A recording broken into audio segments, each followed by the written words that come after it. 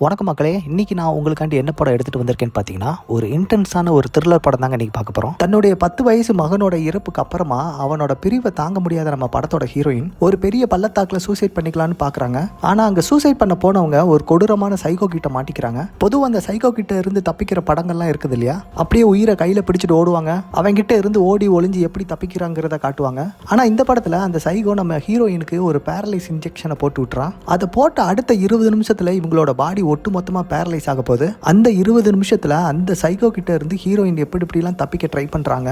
அதுக்கப்புறம் உடம்பு முழுவதும் பேரலைஸ் ஆனதுக்கு அப்புறமும் பாத்தீங்கன்னா அந்த சைக்கோ கிட்ட இருந்து அவங்க எப்படி தப்பிச்சாங்கிற ஒரு இன்ட்ரெஸ்டிங்கா பரபரப்பா த்ரில்லர் சொன்ன படம் தாங்க டோன்ட் மூவ். இப்போ இந்த படம் நெட்ஃபிளிக்ஸ்ல அவைலபிளா இருக்கு. வாங்க இப்போ நம்ம வீடியோக்குள்ள போலாம். வீடியோ போகிறதுக்கு முன்னாடி இன்னும் நம்ம சேனல்ல யார் யாரெல்லாம் சப்ஸ்கிரைப் பண்ணலையோ அவங்களாம் சப்ஸ்கிரைப் பண்ணிட்டு பக்கத்துல இருக்கிற பெல் ஐக்கானை கிளிக் பண்ணிக்கோங்க. இந்த படத்தோட ஸ்டார்டிங் சீன்ல எடுத்ததுமே ஒரு காடை காட்டுறாங்க.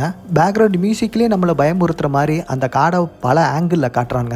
அப்புறம் நம்ம ஹீரோயினோட என்ட்ரி பெட்ரூம்ல படுத்து கிடக்குறா. பாடியில கொஞ்சம் கூட அசைவு இல்லாம ஒரு சிலை மாதிரியே படுத்து கிடக்குறா. ஒருவேளை கதை இங்க இருந்து தான் ஆரம்பிக்குமோன்னு யோசிச்சா பரவாயில்ல, பாடி அசையுது. அதுக்கப்புறம் பாத்தீங்கன்னா ஒரு கார்ல ஏறி கிளம்புறா. அந்த காரும் பாத்தீங்கன்னா ரொம்ப தூரம் எங்கேயோ போய்கிட்டே இருக்குது. ஒரு வழியா ஒரு காட்டு பக்கம் வந்து தான் அந்த காரை நிக்குது. அப்போ மலை மேல ஏறி போகிறதுக்கு ஒரு பாறாங்கல் நிறைஞ்ச ஒரு பாதை இருக்குது. அந்த பாதை வழியை பாத்தீங்கன்னா போறா போய்கிட்டே இருக்கா. அப்புறம் மலையோட உச்சி பகுதிக்கே வந்துட்டா. இங்க வந்து பார்த்தா ஒரு குட்டி பையனோட போட்டோ மலை உச்சியில வைக்கப்பட்டு இருக்கு. பக்கத்துல ஒரு மரத்துல C+IMன்னு ஒன்னு செதுக்கப்பட்டு இருக்கு. அதை இவ இன்னும் ஆழமா செதுக்கிட்டு இருக்கா. அவ நிக்கிற மலையோட உயரமான அழக அப்படியே நம்ம கிட்ட காட்டுறாங்க. மேல இருந்து கீழே அந்த ஆழத்தை பார்க்கணும்னு ஆசைப்படுறா. அப்படியே பாக்குறா. பார்த்தா தலையே சுத்துற ரேஞ்சுக்கு இருக்குது. அப்போ திடீர்னு ஒருத்த வாரா. என்ன கண்டுக்கிடாதீங்க, உங்க வேலையை பாருங்கன்னு சொல்லி அவகிட்ட பேச்ச கொடுக்குறான். வந்தவன் பின்னாடி போட்டோ மாலை எல்லாம் வச்சிருக்கீங்களேன்னு சொல்லி விசாரிக்க அதை பத்தி பேசுறதுக்கு எனக்கு விருப்பம் இல்லைன்னு சொல்லி சொல்றான். சரி விடுங்கன்னு சொல்லிட்டு என்னோட பேர் ரிச்சர்டு, உங்களோட பேர் என்னன்னு சொல்லி கேட்கறான். ஆனா இந்த அம்மா பாத்தீங்கன்னா குதிக்கிறதுக்கு தயாரா இருக்கிற மாதிரியே நிக்குது. அதை பார்த்து அந்த ரிச்சர்டு என்னம்மா பண்ண போற, எனக்கு ஒரு மாதிரியாவே இருக்குது.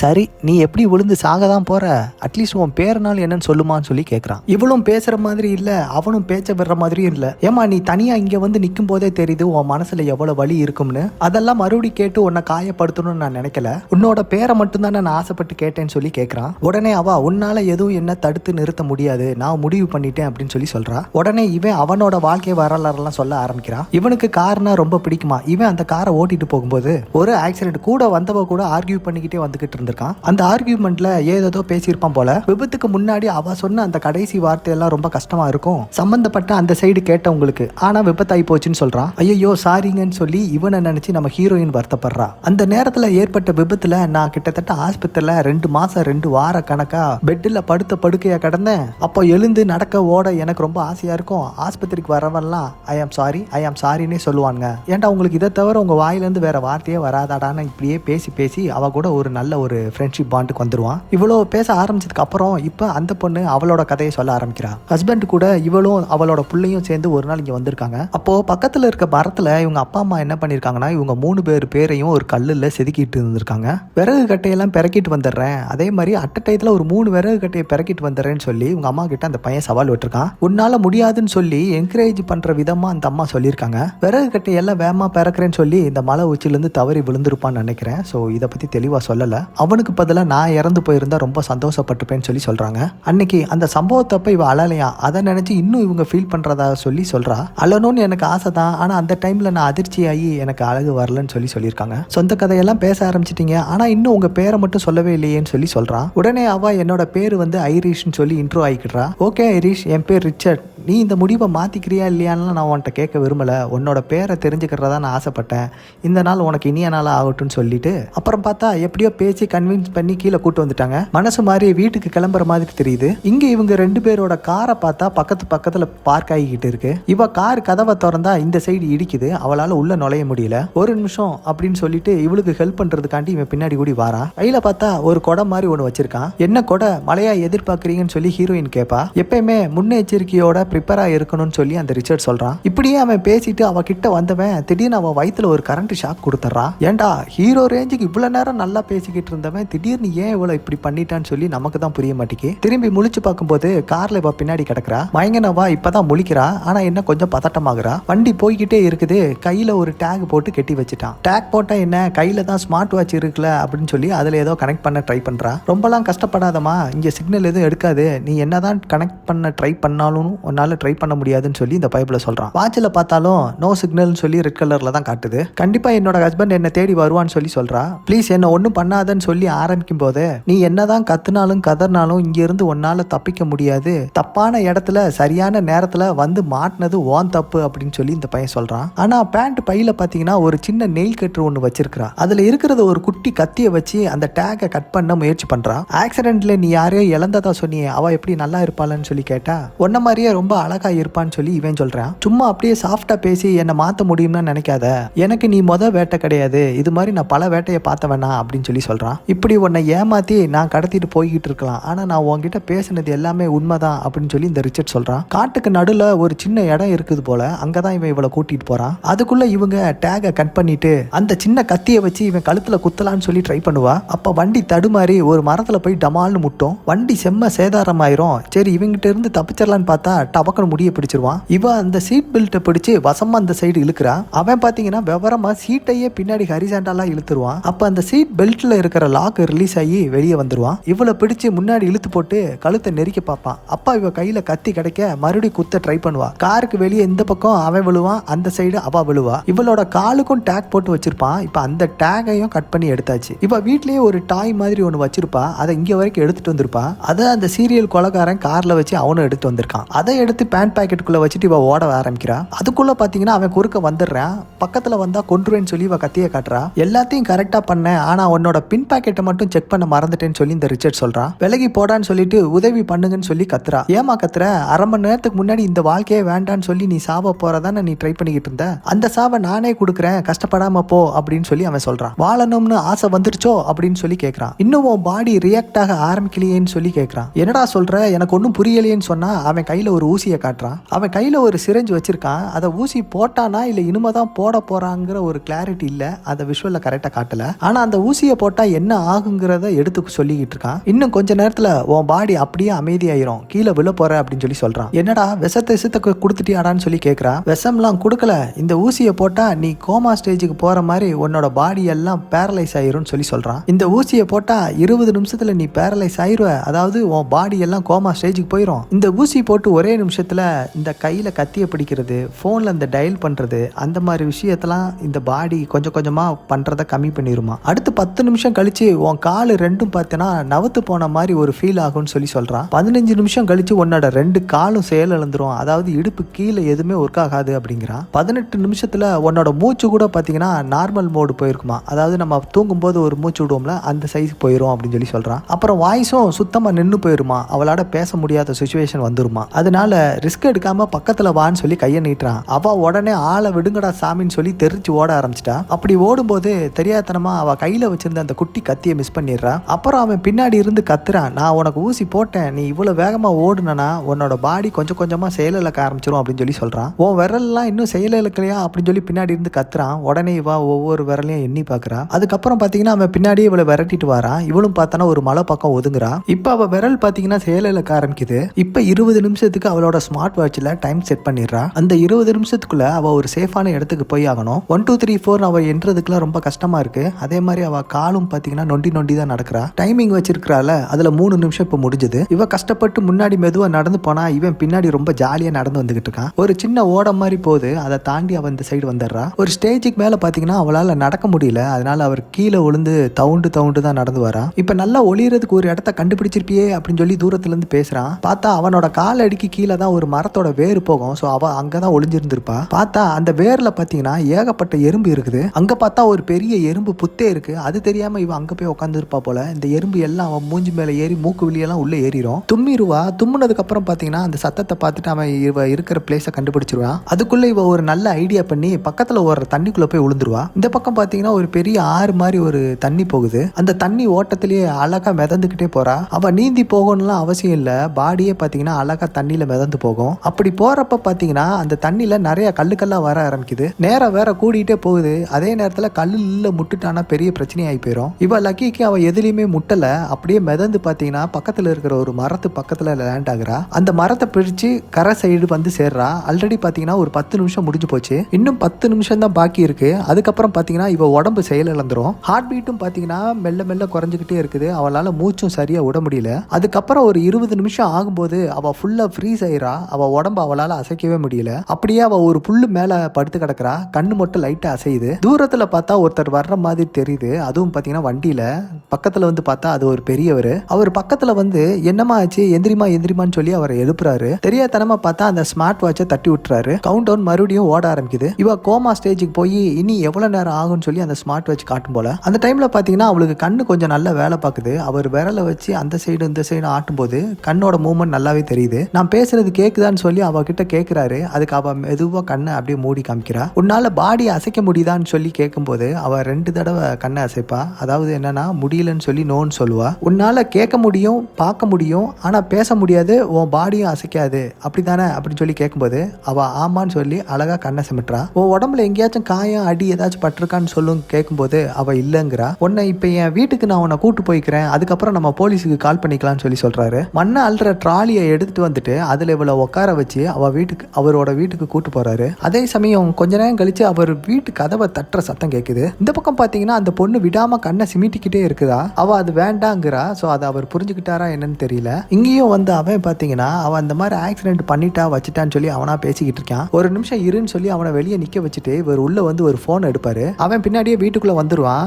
உன்னை வெளியே தானப்பா நிற்க சொன்னேன், ஏன்ப்பா வீட்டுக்குள்ளே வந்தேன்னு சொல்லி அவர் வைவார். என்னால் நிற்க முடியல, அதனால உள்ளே வந்தேன்னு சொல்லிட்டு வீட்டுக்குள்ளே அவள் இருக்காளா இல்லையான்னு சொல்லி அங்கங்கேயும் தேடிக்கிட்டு இருப்பான். அப்புறம் எனக்கே ரொம்ப குழப்பமா இருக்கு, நான் எப்படி இங்கே வந்தேன்னு சொல்லி தெரியல அப்படின்னு சொல்லி சொல்கிறான். எனக்கு தலையில் அடிபட்டிருக்குன்னு நினைக்கிறேன்னு சொல்லி ஒரு ஆக்டிங்கை போட்டுக்கிட்டு இருக்கான். ஃபோனு கிடைக்குமா அப்படின்னு சொல்லி விசாரிப்பான். இங்கே பாரு, உடனே போலீஸுக்கு ஃபோன் பண்ணி இங்கே பொண்டாட்டியை தேடி ஒருத்தன் வந்திருக்கான்னு என்னால் சொல்ல முடியும். அதை இல்லைனா என் வீட்டுக்கு ஒருத்தன் திருட வந்திருக்கான்னு கூட என்னால் சொல்ல முடியும். அது நீ நடந்துக்கிறத பொறுத்து தான் அப்படின்னு சொல்லி இந்த தாத்தா சொல்கிறாரு. அதுக்கப்புறம் பார்த்தீங்கன்னா அவன் அங்கே அழுது ஒரு பெரிய ஆக்டிங் ஒன்று போடுறான். உன் பேர் என்னன்னு கேட்டா ஆண்ட்ரூன்னு சொல்லி சொல்றான். அடப்பாவி, அந்த பொண்ணுகிட்ட என்னன்னா ரிச்சர்டுங்கிறான், இவர்கிட்ட என்னன்னா ஆண்ட்ரூங்கிறான். உடனே அந்த பெரியவர் உட்காந்து ஆண்ட்ரூ இப்ப நீ பேசு அப்படின்னு சொல்லி அவனை பேச விடுறாரு. உடனே அவன் என் பொண்டாட்டிக்கு பாத்தீங்கன்னா மென்டல் ஹெல்த்ல ஒரு இஷ்யூ இருக்குது, நாளாக அவளோட ஹெல்த் கண்டிஷன் பாத்தீங்கன்னா மோசமாகிட்டே போய்கிட்டு இருக்கு. நான் ஒண்ணுமே பண்ண மாட்டேன், ஆனா நான் அதை பண்ணேன் இது பண்ணேன்னு சொல்லி என்னவே அவ அக்யூஸ் பண்ணுவா.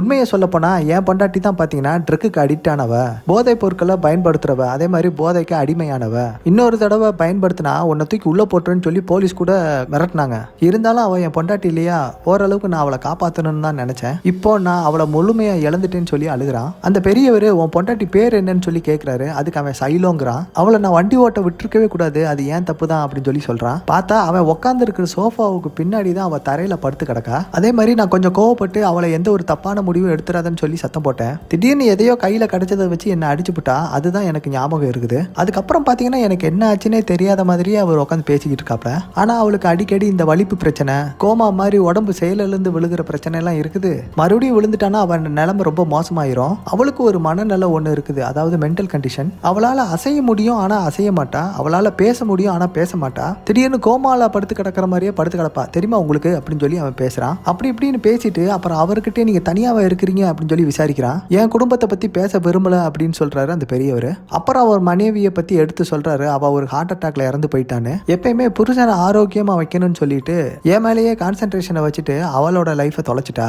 நானும் அவளை பார்க்க தவறிட்டேன், ஸோ அவள் போய் சேர்ந்துட்டா அப்படின்னு சொல்லி சொல்றாரு. அப்புறம் நீ உன் மனைவியை நேசிக்கிறியான்னு கேட்டதுக்கு அவன் ஆமாங்கிறான். சரி, பையனை பார்க்க நல்ல பையன் மாதிரி தெரியுது, அதே மாதிரி இவன் பேசுறதும் உண்மை மாதிரி தான் தெரியுது, தம்பி உன்கிட்ட ஒரு மேட்ரு சொல்லணும்னு சொல்லிட்டு பக்கத்தில் வராரு. அந்த நேரத்தில் அவன் பார்த்தீங்கன்னா அவன் ஃபோனை வைப்ரேட்டில் போட்டுப்பான். அந்த நேரம் அது வைப்ரேட் ஆயிரும். நீ வரும்போது ஃபோன் இல்லை, ஃபோன் வேணும்னு சொல்லி என்கிட்ட கேட்ட, ஆனால் இப்போ உன் பேக்கெட்டுக்குள்ள ஒரு ஃபோன் வச்சிருக்கேன்னு சொல்லி அவர் சந்தேகப்பட ஆரம்பிச்சிட்டாரு. இதுல அவன் மேல இவருக்கு சந்தேகம் வந்து அவ பின்னாடி தான் கிடக்குறாங்கிற ஒரு அவர் சொல்ல வந்த உண்மையை மறைச்சிட்டாரு. இல்ல நீங்க ஏதோ சொல்ல வந்தீங்களே, அந்த மேட்டரை சொல்லுங்கன்னு சொல்லி நல்லவே மாதிரியே பேசுறான். ஒண்ணுமில்லன்னு சொல்லிட்டாப்ல. அப்புறம் அவன் திடீர்னு யோ பெருசு அப்படின்னு சொன்னோடனே அவருக்கு கோவம் வந்துருச்சு. மண்ணல்ற ட்ராலியை வீட்டுக்குள்ள கொண்டு வந்து கிச்சன்ல வச்சிருக்க, இதுல இருந்தே நல்லா தெரிஞ்சு போச்சு நீ தான் அவளை தூக்கிட்டு வந்து வீட்டுக்குள்ள எங்கேயோ மறைச்சு ஒளிச்சு வச்சிருக்கன்னு. சரிதானே, எங்கேயா வச்சிருக்க அப்படின்னு சொல்லி கேட்கறான். இவருக்கு கொஞ்சம் பயம் வந்துருது. சாரி தம்பி, நீ கேட்டதுமே நான் சொல்லி இருந்திருக்கணும், என்ன சொல்லணும்னு தெரியாம முன்ன பின்ன ஏதாச்சும் நான் சொல்லியிருந்தா என்ன மன்னிச்சுக்கோ. சரிப்பா நீங்க 2 பேரும் தயவு செஞ்சு என் வீட்டை விட்டு வெளியே போயிருங்க, நான் இந்த விஷயத்தை பத்தி நான் வேற யார்ட்டுமே சொல்ல மாட்டேன் அப்படின்னு சொல்லி சொல்றாரு. சரி, இப்ப அவ எங்க இருக்கான்னு சொல்லி அவன் கேட்கறான். அவ அந்த பக்கத்துல இருக்கிற ஒரு ஷெட்ல இருக்கான்னு சொல்லி ஒரு பொய் சொல்றாரு. போனை குடியான்னு சொல்லி அந்த போனை வாங்குறாரு. அப்புறம் சடனா அவனை ஒரு இடத்துல தள்ளி விடுறாரு. அங்க இருக்கிற மரக்கட்டை வீரோ பாத்தீங்கன்னா அவன் மேல விழும். அந்த கேப்ல போனை எடுத்து போலீஸுக்கு கால் பண்ணி என்ன ஒருத்தன் கொல்ல பாக்குறான்னு சொல்லி போலீஸ்க்கு இன்ஃபார்ம் பண்ணிடுறாரு. இனிமேதான்டா உன்னை கொல்ல போறேன்னு சொல்லி அந்த பெரியவரை இவன் அடிக்க வாரான். இந்த நேரத்துல பாத்தீங்கன்னா பெரியவர் சூப்பரா சண்டை போடுறாரு. அடி வாங்குறது எல்லாமே அவன் தான். இவ்வளோ டைம் ஆனதுல பாத்தீங்கன்னா நம்ம ஹீரோயினோட விரல் பாத்தீங்கன்னா இப்ப லைட்டா அசைக்க முடியுது. இன்னும் கொஞ்ச நேரம் ரெஸ்ட் எடுத்தானா அவளோட பாடி பாத்தீங்கன்னா அவளோட கண்ட்ரோலுக்கு வந்துடும் நினைக்கிறேன். ஆனா அது வரை அவளால நவள முடியாது. அந்த நேரத்துல கீழே கிடந்த கத்தியை எடுத்து அவன் எத்த வந்த தாத்தாவோட கால்லையும் ஒரு குத்து குத்திட்டு வயிற்றுலையும் குத்தி கடைசி அந்த தாத்தாவை சோலி முடிச்சிடறான். போன்ல போலீஸ்காரங்க அந்த பக்கம் போலீஸ் டீமா நாங்க அங்க அனுப்பியிருக்கோம், நீங்க அங்க இருக்கீங்களான்னு சொல்லி கேட்குறாங்க. இவன் அந்த போனை எடுத்து அடிச்சு உடச்சே போட்டான். அப்புறம் ஷெட்டு பக்கம் போய் பார்த்தா அவன் அங்க இல்ல. உடனே டென்ஷன் ஆயிடுறான். கையில பெட்ரோலை தூக்கிட்டு வரான். பெட்ரோலை தூக்கிட்டு வந்தவன் வீடு முழுக்க பெட்ரோலை போடுறான். அந்த நேரத்துல பாத்தீங்கன்னா இவளால விரலை மட்டும்தான் அசைக்க முடியுது. அந்த பெரியவர் மேல இருக்கிற பெட்ரோல் எல்லாம் ஊத்திடுறான். கொளுத்தி விட்டுட்டு போய்கிட்டே இருக்கான். அங்க இருந்த பெரியவரோட காரையும் சேர்த்து எடுத்துக்கிறான். இந்த சமயத்துல பாத்தீங்கன்னா அவளோட 2 விரல்ல மட்டும்தான் அசைக்க முடியுது. பக்கத்துல 2 கயிறு மாதிரி தொங்குது. அதே மாதிரி இந்த பக்கம் பாத்தீங்கன்னா அந்த பெரியவரோட காரு ஸ்டார்ட் ஆக மாட்டேங்குது. இவன் இங்க கிடக்கிறத அவங்கிட்ட சொல்லி ஆகணும், இல்லைன்னா இந்த தீக்கு இவ இறையாயிருவா. அதனால அவ அங்க என்ன பண்ணுவான்னு பார்த்தா அந்த ஜன்னலோட ஸ்கிரீனு தான் அந்த 2 கயிறா தொங்கும். அந்த 2 கயிறை பாத்தீங்கன்னா இழுத்து இழுத்து விடுவா. ஸ்கிரீன் அசைறத பார்த்து அவன் இங்கதான் கிடக்குறான்னு சொல்லி அவன் கன்ஃபார்ம் பண்ணிடுவான். இங்கதான் கிடக்கிறியா நீன்னு சொல்லிட்டு அவளை அப்படியே அலேக்கா தூக்கிட்டு வெளியே போயிடுவான். தீயில செத்துறக்கூடாதுன்னு சொல்லிட்டு அவ வாண்டடாவே அவளே மாட்டிக்கிட்டு இருப்பான். மறுபடியும் அவளை தூக்கி கொண்டு போய் சீட் பெல்ட் எல்லாம் மாத்தி விட்டு அவனோட சீட்டு பக்கத்துலயே அவளை உட்கார வச்சிருவான். அதுக்கப்புறம் பாத்தீங்கன்னா அவர் பெரியவரோட வண்டி எடுத்துட்டு அவன் கிளம்புறான். அந்த நேரத்தில் அவன் ரொம்ப ஃபீல் பண்றான். இது வரைக்கும் அவன் ஆம்பளைகள்லையும் யாருமே கொலை பண்ணதே கிடையாதான், இதுதான் ஃபர்ஸ்ட் டைமா கொலை பண்ணியிருக்கிறானா. அதை அவன் ஃபீலிங்ஸோட சொல்லிக்கிட்டே வண்டி ஓட்டிட்டு போறான். திடீர்னு அங்கிட்டு ஒரு ஃபோன் கால். அப்பா உங்களை காலையிலேருந்து கால் பண்ண ட்ரை பண்ணிக்கிட்டு இருக்கேன்னு ஒரு சவுண்டு. இன்னைக்கு ரேங்க் ரிப்போர்ட் கார்டு கொடுத்துருக்காங்க, எல்லா இதுலையும் ஏ எடுத்திருக்கேன், அதில் ஒரு இதில் மட்டும் பி எடுத்திருக்கேன்னு சொல்லி அவங்க அப்பா கிட்ட அந்த பையன் சொல்றான். அவன் புள்ள அவன் படிப்பை பற்றி அவங்க அப்பா கிட்ட பேசிக்கிட்டு இருக்க இவன் அதை சூப்பர்னு சொல்லி பாராட்டிக்கிட்டு இருக்கான். அம்மா இதை செலிப்ரேட் பண்ணலான்னு சொல்லியிருக்காங்க, நம்ம எங்க செலிப்ரேட் பண்ண. இதுல இருந்து என்ன தெரியுது, அவனுக்கு பொண்டாட்டி இருக்கு, புள்ள இருக்குது, இவன் நம்ம கிட்ட சொன்ன கதையெல்லாம் பொய் கதை போல. சரிடா கண்ணா நம்ம நைட்டு செலிப்ரேட் பண்ணலாம்னு சொல்லி சொல்றான். அடிக்கடி மலையேற போறேன்னு கிளம்பிக்கிட்டே இருக்கீங்களே, எங்களை கவனிக்க மாட்டீங்களான்னு சொல்லிட்டு அவன் பொண்டாட்டி அங்கிட்டு பேசிக்கிட்டு இருக்கு. இந்த தடவை நாங்க உங்க கூட கொண்டாடியே ஆகணும்னு சொல்லி அவன் பிள்ளையும் அவங்க அம்மாவும் சொல்றாங்க. சரி கேம்பிங்க்கு தேவையான எல்லா ஐட்டத்தையும் எடுத்து போட்டு கிளம்பி வாங்கன்னு சொல்லி சொல்றான். 10 மணிக்குள்ள வந்துருவோன்னு சொல்லி அவன் பொண்டாட்டி வேற சொல்றா. இவனுக்கு லேட் ஆகிட்டு இருக்குது போல. 10 மணிக்குள்ள வாரேன்னு சொல்லிட்டாங்களா. முன்னாடி ஒரு கார் ரொம்ப ஸ்லோவா போய்கிட்டு இருக்க இவன் ரைட்ல ஏறி ஓவர்டேக் பண்ணலான்னு போறான். திடீர்னு ஒரு பஸ் வந்துருது. ஜஸ்ட் மிஸ்ல உயிர் தப்பிக்கிறாங்க. பெட்ரோல் வேற இல்ல வண்டியில. அதனால பெட்ரோல் போடுறதுக்கு பெட்ரோல் கடையில வண்டி நிப்பாட்டிக்கிட்டு இருக்கான். தன்னோட தொப்பி எடுத்து அவளுக்கு போட்டு விட்டு அந்த பெரியவரோட கண்ணாடி எடுத்து போட்டு வெளியில ஹாயா வந்து நிக்கிறான். இப்பதான் போலீஸ் பெரியவரோட அட்ரஸை கண்டுபிடிச்சிட்டு அங்க போய்கிட்டு இருக்குது. அவன் பத்த வச்ச தீ பாத்தீங்கன்னா காட்டுக்கு நடுவுல கொழுந்து விட்டு எரியறத நம்மளால கவனிக்க முடியுது. இப்ப நம்ம ஹீரோயினால அவ கைய ஓரளவுக்கு அசைக்க முடியுது. சுத்தி முத்தியும் பாக்குறா. அங்க 2 பேரும் செல்ஃபி எடுத்துக்கிட்டு இருக்காங்க. ஒருத்தர் பாத்தீங்கன்னா கார் டயரை சரி பண்ணிக்கிட்டு இருக்காரு. இவ அவ கையை கஷ்டப்பட்டு அசைச்சு சீட் பெல்ட் எடுக்கிறதுக்காண்டு முயற்சி பண்ணிக்கிட்டு இருக்கா. அங்க செல்ஃபி எடுத்துக்கிட்ட 2 பேரும் கிளம்புறாங்க. காத்து அடிச்சுக்கிட்டு இருந்தவரும் கிளம்புறாரு. இன்னொரு பெரிய வண்டி எதுக்க வந்து நிக்குது. ரொம்ப கஷ்டப்பட்டு சீட் பெல்ட்டை பிரஸ் பண்ணி தான் கலட்டணும். எதுக்க ஒரு வண்டியில இருந்து ஒரு சின்ன பையன் இறங்குறான். அதுக்கப்புறம் அவ கஷ்டப்பட்டு சீட் பெல்ட்டை கலட்டிட்டா. பெட்ரோலுக்காண்டி பணம் கட்டுறதுக்கு உள்ள நம்ம வில்லியம் போயிருக்கான். அந்த வண்டியில இருந்து இறங்கின சின்ன பையன் இவளை பாத்துறான். ஆனா இவளால உதவி கேட்கவும் முடியல, பேசவும் முடியல. பிள்ளையோட அம்மா இங்க வந்து இப்படிலாம் சுத்தக்கூடாதுன்னு சொல்லிட்டு அந்த பையனை இழுத்து அவங்க வண்டிக்குள்ள போயிடுறாங்க. அந்த சீட் பெல்ட் எடுத்து போட்டு விட்டுட்டு இந்த வண்டியை பெட்ரோல் பல்க்கு விட்டு கிளம்பிடுது. அந்த அம்மா பாத்தீங்கன்னா கொஞ்சம் சந்தேகமாவே இந்த வண்டியை கவனிக்கிறாங்க. இப்ப இவன் கொண்டு வந்த வண்டியை எங்க நிறுத்த வாரான்னு தெரியுமா? இந்த வண்டியை இப்ப எங்க கொண்டு வந்து நிப்பாட்டி இருக்கானா?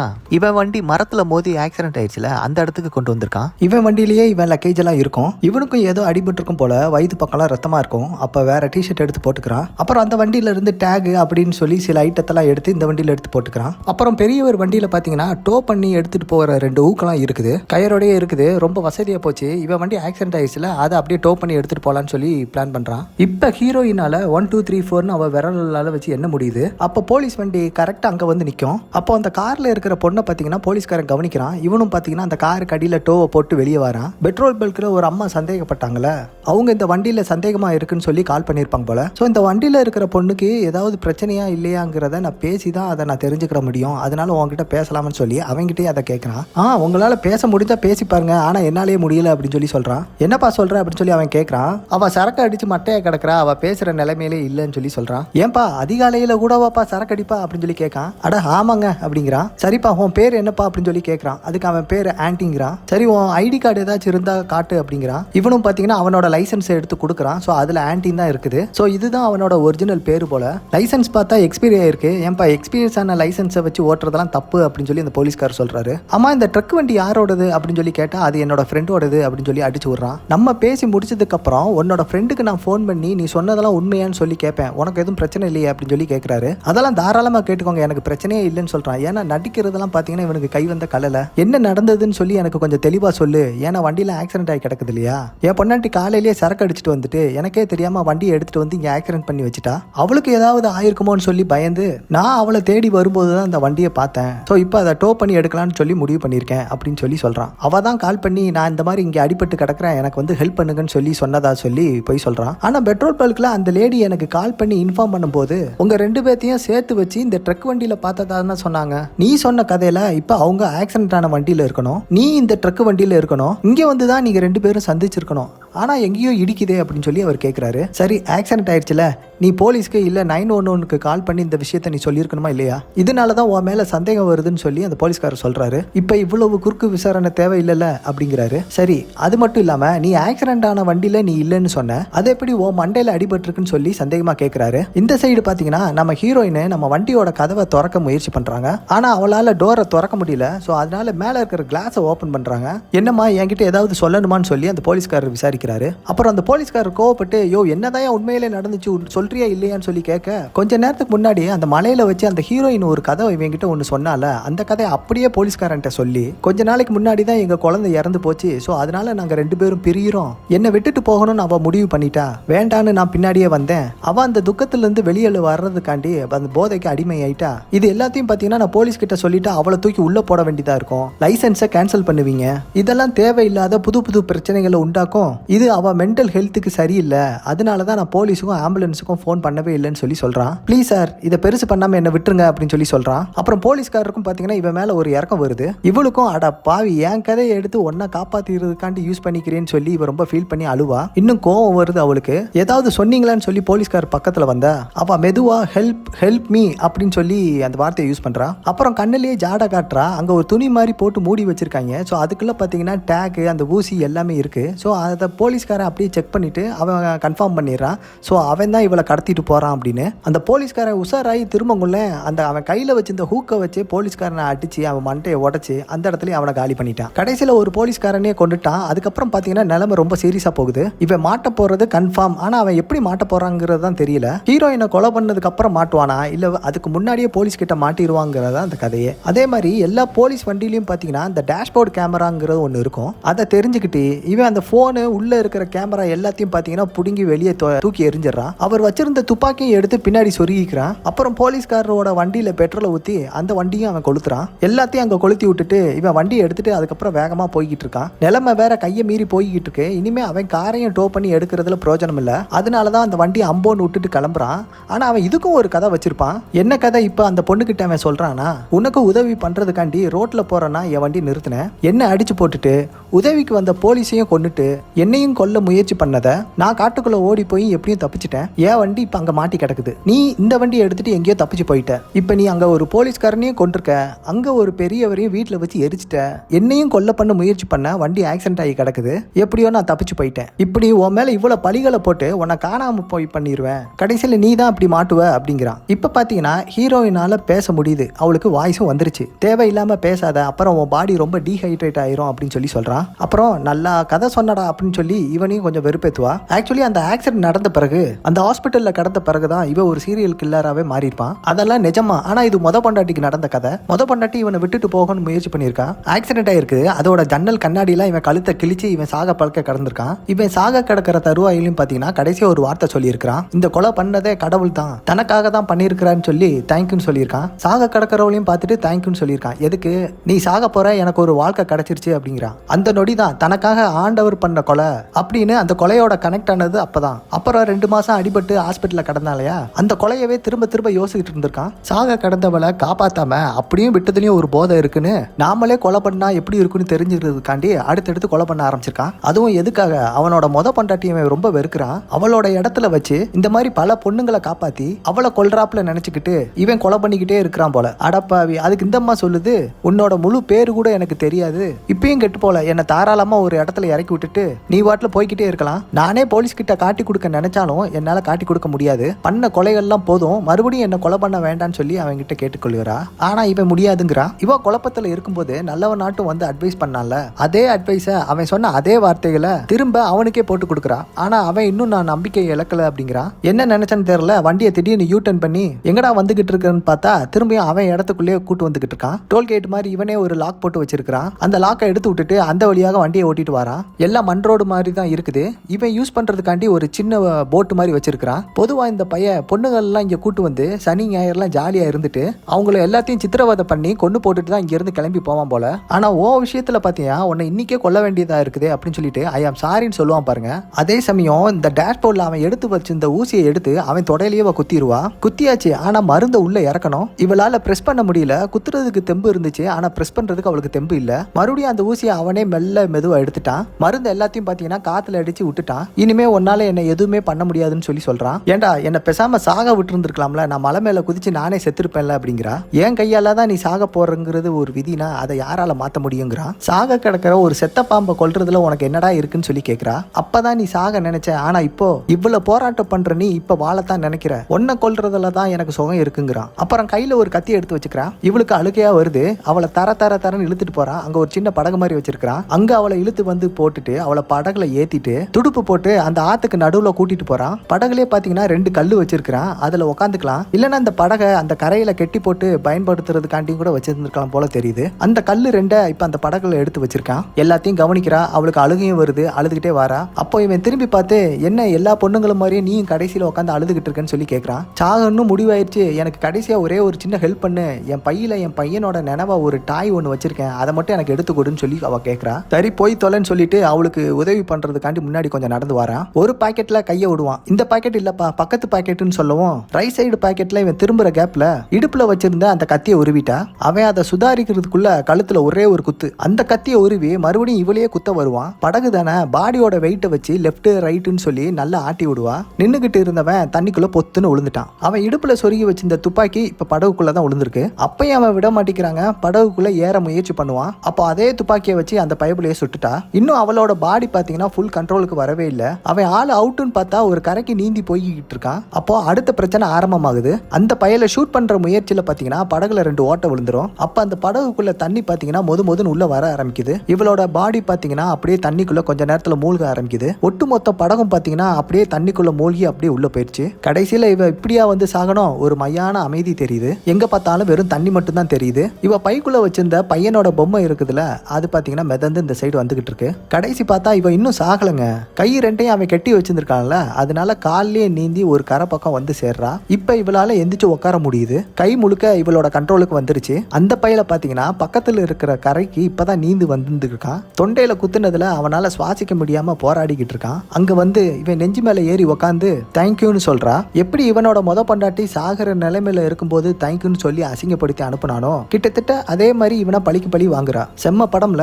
இந்த படத்தோட பிளஸ்ன்னு பாத்தீங்கன்னா ஒரு தனித்துவமான கதைக்களம். ஒரு சீரியல் கில்லரால் கடத்தப்பட்ட ஒரு பெண்ணு பக்கவாத மருந்தால் செயலிழந்த நிலையிலும் பாத்தீங்கன்னா தப்பிக்க முயல்றால. சோ அதை தான் இதுல புதுசா காட்டுறாங்க. இந்த படத்தோட விறுவிறுப்பான திரைக்கதைங்க. படம் ஆரம்பிச்சதுல இருந்தே பாத்தீங்கன்னா ஒரு என்கேஜிங்காவே வச்சிருப்பாங்க. இந்த கதையில பாத்தீங்கன்னா சில முக்கியமான போர்ஷன்லாம் பாத்தீங்கன்னா நல்ல இன்ட்ரெஸ்டாவே எடுத்திருந்திருப்பாங்க. அதே மாதிரி இந்த படத்தோட வில்லன் கதாபாத்திரம் ஃபின் விட்ராக், அவரோட கதாபாத்திரத்துக்கு ஏற்ப பாத்தீங்கன்னா பயங்கரமாவே இந்த படத்துல நடிச்சிருக்காருன்னு சொல்லலாம். இந்த படத்துல மைனஸ்ன்னு பாத்தீங்கன்னா இந்த படத்தோட முடிவுல பாத்தீங்கன்னா ஹீரோயின் ஜெயிச்சிடறா. ஆனா அவ ரொம்ப எளிமையா ஜெயிக்கிற மாதிரி காட்டியிருக்காங்க. இந்த படத்தோட 15 நிமிஷம் பாத்தீங்கன்னா கொஞ்சம் ஸ்லோவா தான் ஸ்டார்ட் ஆகும். இந்த படத்தோட கிளைமேக்ஸ் பாத்தீங்கன்னா சட்டுன்னு முடிஞ்ச மாதிரியே நமக்கு தோணும். மொத்தத்துல இந்த டோன்ட் மூவ் திரைப்படம் பாத்தீங்கன்னா ஒரு நெகிழ்ச்சி மற்றும் பயம் கலந்த ஒரு த்ரில்லர் திரைப்படம் அமைஞ்சிருக்குங்க. மீண்டும் அடுத்த வீடியோவில் வேறொரு கதையுடன் உங்களை வந்து சந்திக்கிறேன் மக்களே. வீடியோ முடியறதுக்கு முன்னாடி இந்த வீடியோக்கு ஒரு லைக் பட்டனை தட்டி விடுங்க.